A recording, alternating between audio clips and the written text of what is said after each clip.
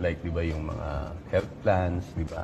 Kasi, di ba, hindi mo masasabi eh. Right. Diba? So, if ever Wala na- kang health insurance? Hindi, meron. Akala ko wala. Ang problema nga kasi, hindi ko lang alam like kung sa iba meron yung parang pag na-consume mo na yung hospitalization mo, hindi mo na pwedeng ulitin. Correct. Next is, yung memorial na is, syempre, wag naman Wag sana. naman, malayo pa tayo doon. Oo. Wala akong balak. Oo. So, yun. Oh, Okay. malaking bagay yun. Pero hanggat maaari, parang mas maganda kung andyan lang siya, di ba? Hindi mo siya gagamitin. Correct. Pero tama ka, isa na namang advocacy ako yan. Kailangan talaga may health insurance. Yes, oo. It's very Totoo yan, important yeah. kasi kung wala kang health insurance, dyan ka na mauubos. Correct. At maraming tao, hindi nila naiisip na bago ka mamatay, magkakasakit ka muna.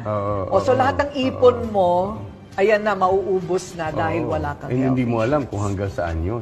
Yes. Diba? Kasi kadalasan, nanganganak yan. Parang, eto lang muna yung sakit mo. Madadamay ito, madadamay yan. Correct. Palaki ng palaki, di ba? Yes, oo. So, but, Kinakailangan yun talaga.